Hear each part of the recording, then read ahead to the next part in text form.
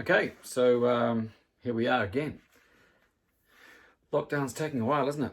This t-shirt today is brought to you by Simon and Garfunkel, two of the greatest singers in history of music. Sam does not agree. Absolutely hates that kind of music, and I listen to it to wind her up. Anyway, I digress. We're up to chapter 4. It's a long one. I may cut it in half. Because I just don't have that sort of attention span. So anyway, chapter 4, it's called Soup or Blood. After about 30 minutes, I hear voices calling me from outside the door. Come on, Lance, we're going to dinner. We all walk to the dining hall, which is in the middle of the building. A massive room with high ceilings and wooden floors, kind of like the gym at school. There are long tables with benches on either side and a hatch where the food is served. We grab trays and queue at the hatch, expecting to be greeted by dinner ladies wearing those weird fishing nets over their hair or under their hats that look like they're made of the same stuff as shower curtains. But there's only one person behind the hatch, and it's Digger. I'm towards the end of the queue, but it soon becomes clear that there's only one choice of food. Dinner is served, Digger says when it's my turn. He dumps a bowl of tomato soup on my tray. Thanks, I say, and walk to a table to sit with my friends. Everyone looks confused because soup isn't generally considered to be a dinner food. It's the food your mum gives you in the winter when you have a cold. Well, no wonder we haven't seen anything other than Digger, I said. They've all obviously been rushing around preparing this delicious feast. I think Digger did this on his own, Chet's whispers, not noticing my sarcasm because he's clearly deeply distressed. Chet's is fond of his food. Or maybe that's what the spatters on his clothes were, Katja says, stirring the soup around her bowl. I know soup and I know blood, Max says, which seems like two strangely specific things to say. Those spatters were definitely blood, and this is definitely soup. And I don't think it's Heinz. Chet has tears in his eyes. It's one of those supermarket value soups. None of us are overly keen. Lucky I have a stack of brownies and crisps in my room then, I say, giving Chet a nudge. We'll meet up after lights out and have a picnic. Or maybe not a picnic because we're not toddlers with teddy bears, but a cooler version of a picnic. A sicknick. But not like a vomit sick. Awesome, Katja says, as long as I can sneak out of my room without the other girls telling.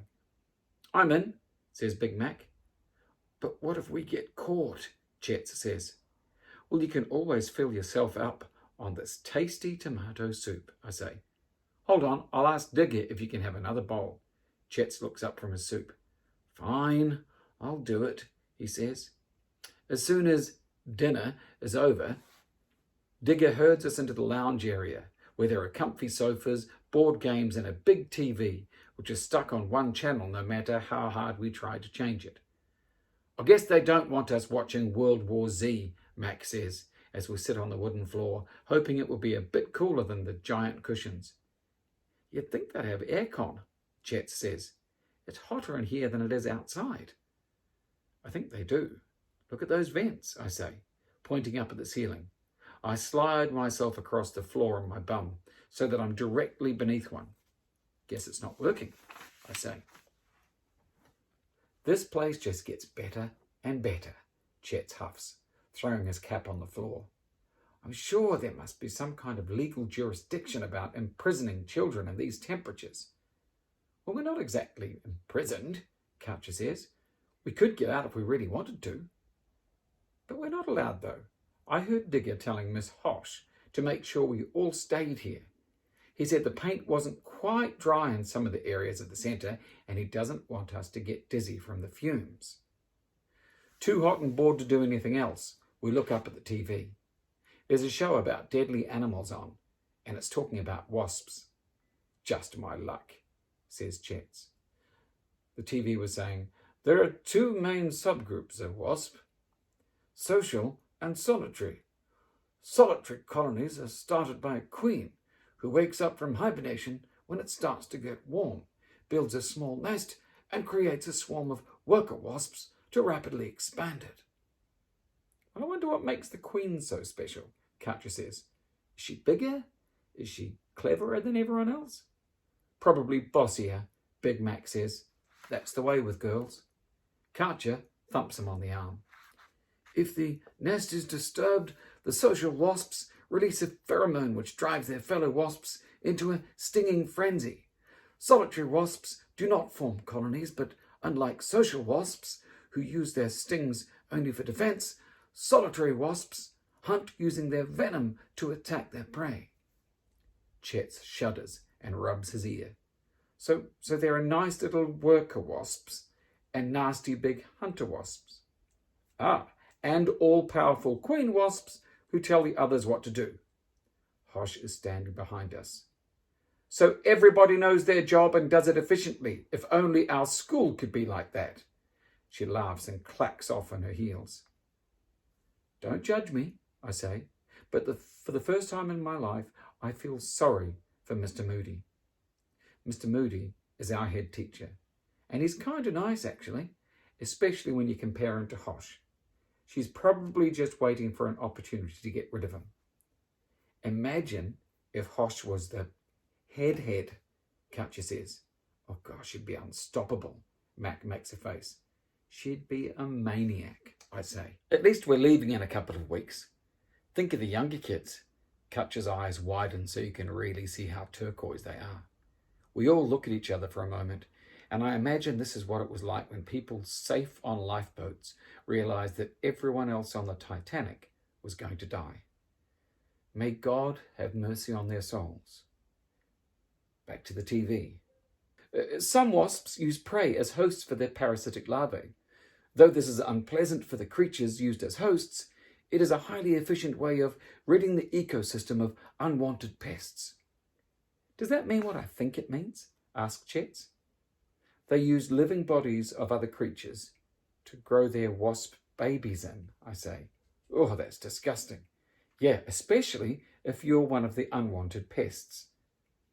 Maybe we could get a wasp to lay her eggs in Trent, Katja says, looking over to where Trent is refusing to let anyone else play on the football table unless they can name every player in the Arsenal squad from 1968 through to 2020. I reckon the wasp babies deserve a nicer home. We watch in silence as a bunch of squirming maggots burst their way out of a distressed caterpillar. It's truly horrific. I'm glad I'm not a caterpillar, Chet says. We agreed that the others would come to my room at 10:30 p.m. The teachers would all have had their sneaky glass of wine and tucked themselves up for the night by then. Honestly, if you were an adult and could go to bed whenever you liked, why would you go as early as you could? Such a waste. I make sure my stuff is completely out of sight. Chet, Mac and Katja are my best friends, but for some reason, I've never been able to bring myself to be straight with them about why I never stay round their houses and why I never invite them to mine. At first it was just because of Mum, but when my own problems developed, what had seemed embarrassing and tough before became 1,000 times worse. I was ashamed, I guess, so I kept it secret. And now it feels too late to tell them. 10:30 comes and nobody knocks. I wait another 10 minutes. Then I put my ear to the door, but all I hear is silence. I've never been able to stand waiting for things, ever. So it isn't hard to make the decision to find out what's going on. I open my door as quietly as possible and creep up the stairs. You'd think it would have cooled down a bit, what with the sun having set. But if anything, it feels hotter. I don't bother putting my shoes on. I'll be quieter on my bare feet anyway. I move quickly but carefully up the corridor towards the dorm rooms. If a teacher was to come along, there'd be nowhere to hide, and I really can't afford to get in any more trouble with Hosh. She's had it in for me since the incident with Trent back at the start of year 6, and she's decided I was responsible, and that's all that matters to her. Chet and Mac told me their dorm room was first on the left in the main corridor, but when I reach it, I listen at the door just in case. I can hear whispered voices, and when the handle suddenly turns, I jump back, not knowing who to expect. but the door doesn't open. Someone on the inside tries the handle again and rattles the door on the frame. There's a key in the lock, and it occurs to me that someone has locked them in. I have a moment to make a decision. I turn the key and unlock the door. What the hell? Big Mac is standing in the doorway with Chet's right behind him. Did you lock us in? Of course not. You guys never showed, so I came to look for you. And I saw that your door was locked. Maybe it was that jerk Trent, Mac whispers. I don't think it would have been Trent, Chet whispers back. Maybe it was the same person who trapped Trent in the toilets at the start of the year. The thing that you got the blame for, Lance. Maybe, I said. Is Trent in a different dorm? Yeah, he's next door, thank God, says Mac. And Karcher's room is opposite. So is everyone in your dorm asleep? We think so. Well, come on, let's try Karcher's door. We check both ways as though they were about to cross the road. Though I don't really know why we bother, because if anyone comes, we're absolutely sunk. I pull down the handle to Karcher's room and gently push the door. It's locked. This is messed up, I whisper, turning the key and pushing the door open. At least, because everything here is new, there aren't any creaks to give us away. Lance, Karcher says when she sees us. Someone's locked us in. Adrienne and some of the other girls are standing behind her. Why would anyone lock us in? It's against all the fire regulations. Must have been Trent, Big Mac says.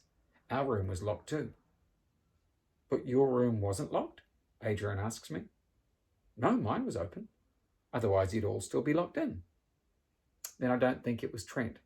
If he was going to lock anyone in, it would have been you. Especially after the incident at the beginning of year 6, I finish for her. Aid's right, Karcher says. But there's one way to find out for sure. We try Trent's door, I say. Everyone else stay here, Adrienne says to the rest of the girls from the dorm. If we all go, we'll make too much noise. We'll report back in 5. The girls do as they're told and go sit on their beds. I have to hand it to Adrienne. She gets all the respect. She's the type of person you want on your team. Me, Big Mac, Chet, Karcher, and Adrienne walk up the corridor to the next door on the boys' side. I feel less worried about getting in trouble now that Adrienne is with us, as I know she can talk us out of it. Even the teachers do, as she says. When we got to Trent's door, we hear a murmur of noise coming from the inside. Oh, they're awake then, Chet says, obviously. I can't see Adrienne rolling her eyes because it's too dark, but I can practically hear it. Chet has that effect on people. So what do? I say, knowing that Trent is waiting for an opportunity to get me into serious trouble. Well, I'm going to confront them, Adrienne says. Then we can get this sorted and get back to our rooms. She turns the handle. Who's there? A voice calls from inside. If that's you, Fangs, I'm going to tell Miss Hosh right away, and you'll get your butt kicked out of school and into one of those special prisons for council estate kids. The door doesn't open. It's locked too, Adrienne says. So it can't have been Trent. Quick! Someone's locking us in, Trent shouts from the other side of the door, and we hear footsteps thudding towards it. It's me, Adrienne, she says, loud enough to be heard through the wood. And we're not locking you in, we're letting you out. Do we have to? I say. Adrienne turns the key, opens the door, and barges into the brightly lit room. We follow behind. What the hell are you all doing here? Trent says. Not you, Adrienne, you're allowed, but the others. You're not welcome in this room. There are 6 boys in Trent's room, including him, and they're all awake. There are cans of Coke and sweet wrappers everywhere. Ah, a sicnic, I say, and Chet nods and looks hungrily at the sweets. Just shut up a minute, Trent, Adrienne says. We have a problem and we need to work together. What problem? Did Chubby and Fangy wet the bed? Somebody's locked all of us in our rooms, Adrienne says, except Lance. Well, then it must have been him, Trent says. We all know he's got previous when it comes to false imprisonment. It wasn't Lance, Karcher says. You would say that, Witch Eyes. Everyone knows you want to be its girlfriend. Why do you always have to be such a jerk, Trent? I say, angry now because Katja is the sweetest person in the world and does not deserve to be spoken like that. Trent, it wasn't Lance, I swear, says Chetz. We were supposed to be meeting him. He was the one who let us out. Lance's room's the other way, Adrian says. Maybe whoever locked our doors forgot that he was down there. Well, if it wasn't Fangface, who was it? Trent looks around at the others. The teachers? I don't think so, Adrian says. They could be annoying, but they wouldn't do something so dangerous. If there was a fire, we'd be trapped, and then they'd get sacked for negligence. It does not make sense for it to be them. Then it must have been someone from the centre, Trent says. We all look at each other. As much as I hate to agree with Trent about anything, there has been a lot of weird stuff going on here, I say. Digger was covered in blood, Big Mac says. He was hardly covered, but yes, it did look suspicious. Adrian bites her lip. The poor guy Dale told us not to come here. He said they'd get us all. Katja tucks her hair behind her ear. And in case you all didn't notice, he was covered in blood, Max says. I ask the question that all of us have been saying in our heads. So, are we saying that it might have been Digger who attacked Dale? And what about the rest of the staff? Where are they? Is Digger some kind of psycho serial killer? Trent looks excited at the prospect. He did feed us tomato soup for dinner, Chet says. Well, that settles it then, I say. Something's got to be done. Well, our first step has to be tell a teacher, says Adrian. You should definitely do that. They'll believe you. I hate to think of the response I'd get if I knocked on Hosh's door to tell her there's a mass murderer running around at Crater Lake. I should do it. I'm head boy, Trent says, in a way that provides a perfect example of why he should never have been made head boy.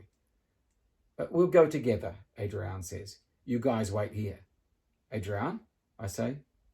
Yes, Lance? Can you just check if she's wearing those dumb shoes with her pajamas? Adrian and Trent set off noisily down the corridor. Adrian is light on her feet, but Trent has the stealth of a zombie elephant. The teachers' rooms are just around the corner. The rest of us stand around awkwardly in the dorm.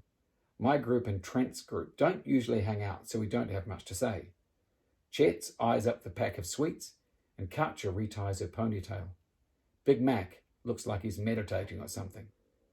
I'm going to try the other girls' dorm room, I say. I can't stand doing nothing.